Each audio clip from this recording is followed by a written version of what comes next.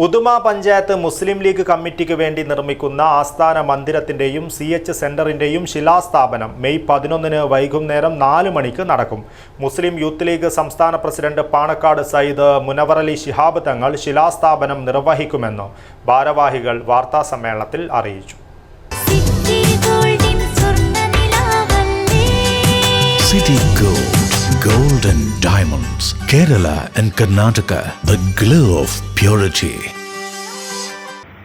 മുസ്ലിം league പാർട്ടിക്ക് പഞ്ചായത്തിൽ ഒരു ആസ്ഥാന മന്ദിരം വേണമെന്ന ആഗ്രഹത്തിന് 3 പതിറ്റാണ്ടിലേറെ കാലത്തെ പഴക്കമുണ്ടെന്നും panchayat Muslim League president Kappil KBM Sharif Uduma ടൗണിൽ സൗജന്യമായി നൽകിയ 9 സെന്റ് സ്ഥലത്താണ് ആസ്ഥാന മന്ദിരം പണിയുന്നതെന്നും മന്ദിരത്തിന്റെ താഴത്തെ നിലയിൽ ആധുനിക സജ്ജീകരണത്തോടുകൂടിയ CH സെന്ററും 1-ാം നിലയിൽ മുസ്ലിം ലീഗ് ഓഫീസും 2-ാം നിലയിൽ കോൺഫറൻസ് ഹാളുമാണ് ഒരുക്കുകയെന്നും ഭാരവാഹികൾ അറിയിച്ചു.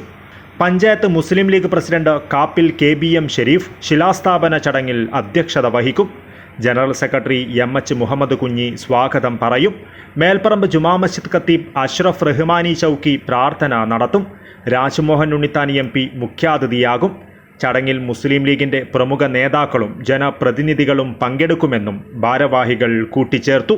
ഉദുമ പഞ്ചായത്ത് മുസ്ലിം ലീഗിന് CH സെൻ്ററിനും കൂടി സ്വന്തമായി ഒരു ആസ്ഥാന മന്ദിരം വേണമെന്ന പഞ്ചായത്തിലെ മുസ്ലിം ലീഗ് പ്രവർത്തകരുടെ നിരന്തരമായ ആഗ്രഹത്തിൻ്റെ സഫലീകരണമായിട്ടാണ് ഞങ്ങളുടെ panchayat president KBM Sharif 9 cent സ്ഥലം ഉദുമ ടൗണിൽ തന്നെ സൗജന്യമായി നൽകുകയും അതിൽ CH സെൻ്ററും മുസ്ലിം ലീഗും സംയുക്തമായി ഒരു ഓഫീസ് നിർമ്മാണം ആരംഭിക്കാൻ തീരുമാനിച്ചിട്ടുള്ളത്.